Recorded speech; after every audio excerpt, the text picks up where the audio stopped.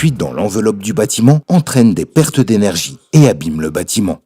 C'est pour cela qu'il est nécessaire, aussi bien dans le secteur du neuf que dans les constructions existantes, de localiser ces points faibles pour pouvoir ensuite les éliminer en conséquence. Je voudrais vous montrer aujourd'hui à quel point il est facile de réaliser une telle localisation des fuites. La détection des fuites dans le bâtiment est la meilleure méthode pour trouver les points faibles, afin de pouvoir ensuite les éliminer, par exemple avec un pistolet fumigène ou une caméra thermographique.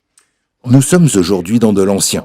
Il s'agit ici de réaliser un état des lieux avant-après, parce que des mesures de modernisation doivent être réalisées. Et nous allons d'abord commencer par une recherche de fuite. Pour cela, nous avons déjà monté la Vela BC21 et nous allons maintenant commencer la recherche de fuite avec 50 Pascal. Et nous allons ensuite regarder où se trouvent ces fuites pour pouvoir définir les mesures de modernisation en conséquence.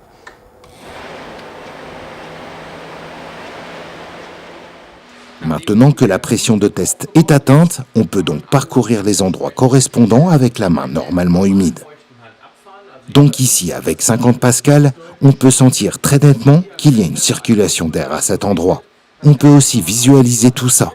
Par exemple, avec un pistolet fumigène, comme celui-ci, je commence par l'allumer et on peut alors voir très nettement que la fumée monte ici.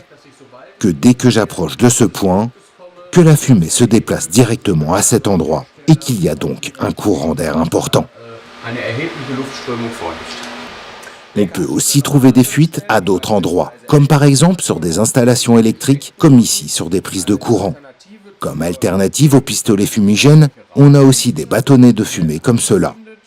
On les allume et on peut aussi montrer comment se comportent les flux d'air à cet endroit. D'autres points faibles typiques se trouvent autour des fenêtres et des portes, mais aussi autour des plinthes. Il est toujours conseillé de bien repérer ces fuites. Cela se fait très facilement en plaçant par exemple du ruban adhésif pour que l'on puisse voir ensuite qu'il y a quelque chose à cet endroit-là.